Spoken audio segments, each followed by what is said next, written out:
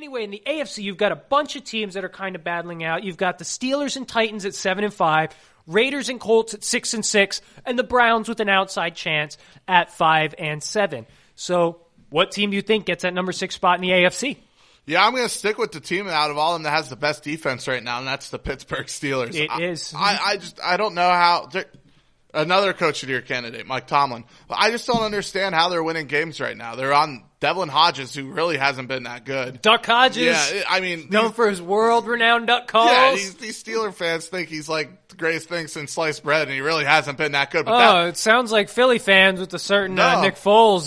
Hey, Nick Foles lit it up, all right? And Hodges is looking good. And, I mean, that defense is just scary good. It really is. It came out of nowhere. And that's what, all their games, I mean, I think their offense is averaging 15 points per game, I think, in their last month, and their defense is giving up 14 points per game. So that just goes to show that how close these games are winning. Their defense is going to, keep them in it. They have 2 winnable games. I mean, but they also still have to play the Ravens one more time, who might be resting players. That's interesting. Yeah, they kind of lucked out getting Baltimore in Week 17. Yeah, and then they play the Bills.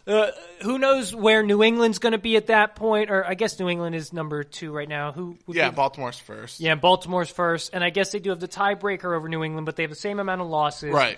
So Baltimore might still be playing for the number 1 seed that week. Who knows? Yeah. But there's a chance that they might be resting Lamar or those guys. So, and then they play the Bills. I mean, so if they win 2 of the next 4 and then maybe get lucky and win between Buffalo and Baltimore, it's hard to pick against them. But, boy, I mean, nothing against Tennessee. Ryan Tannehill's got that team rolling. Yeah, and that's what's tough for me because Tannehill is 5-1 since he took over that job. And we both kind of wrote off the Titans, and we weren't too kind to Ryan Tannehill. I called him basically a carbon copy of Marcus Mariota, really similar style of play, but he's showing that even if they play kind of similarly, he wins more games. He finds a way to pull it out. But I agree with you. I think it's going to be the Steelers, and I don't know how the hell they did it, man. I have never seen a team lose so many integral pieces. Obviously, you lose AB and Lev Bell in the offseason. You lose Big Ben to injury early on. James Conner hasn't been on the field for a good chunk of the season. I don't know how they do it. And like you said, it's really because of that defense. It is. Bringing on Minkah Fitzpatrick and getting Devin Bush in the draft. Obviously, huge additions, but it's just tough to bet against them when they're allowing so few points. And the offense is doing enough. And honestly, I trust Hodges a little bit more than Rudolph? Than I trusted Rudolph out there. Yeah. He looks like he's playing with a little less to lose. He's playing a little looser. Right. So I think I'm going to go with the Steelers as well. And once again, that was a team that I kind of wrote off a while back, but you can't help but be impressed with it because you think they're going to beat the Cardinals. They could beat the Bills. Both of them kind of play similar, focus on defense, low scoring. So I wouldn't put that past them. And they're home that game. So yeah, so going 3-1 in their last 4 isn't out of the question.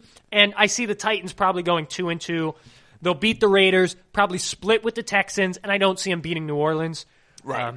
So yeah, Pittsburgh against all odds is probably going to find a way to squeak in the playoffs. It's crazy. Really, really crazy.